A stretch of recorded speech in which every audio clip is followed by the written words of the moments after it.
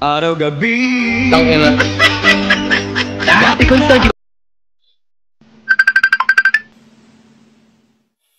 Babe, nakauwi na ako. Kinek ko yung phone mo kanina. May nakita kong lalaki dun sa gallery mo. Sino yon? Ha? Matagal na yun, past is past. Anong pass is pass? Tapos na pala eh. O bakit hindi mo pa dinidelete? Siguro namimiss mo, no? Hindi, ako yung dati nung hindi pa tayo magkakilala.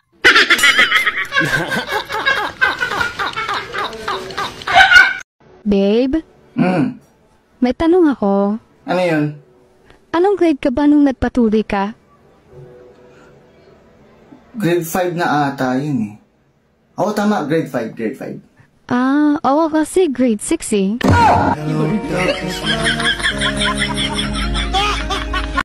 Ang English sa babaeng nabuntisan pero tinakasan.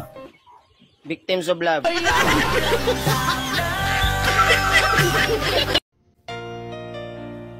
Lods, Bakit?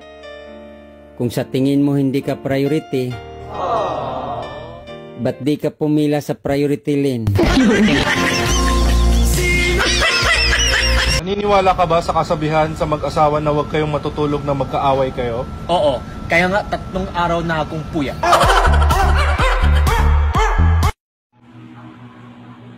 Ako, ay tuminom ako. Hindi ako nagkukulang sa asawa ko. Jumong, sumusobra ka na ah. O, di ba? Sumusobra pa. Tagay. Han, maganda na ba ako? Ganun pa rin eh. Wala naman nagbago. Bakit kaya ganun? Lahat na pampaganda ginamit ko na. Pero bakit di pa rin ako gumanda? Aba, ewan ko sa'yo. Kaya nga para makatulong sa'yo, naglalasing ako minsan eh. Kasi paglasing ako, gumaganda ka. Kaso nga lang, pagka nawala yung kalasingan ko, bumabalik sa dati yung itsura mo.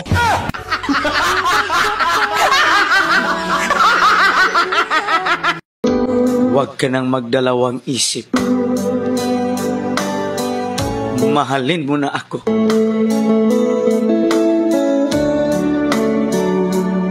Pag nagdalawang isip ka pa, mahalin mo na lang kaming dalawa.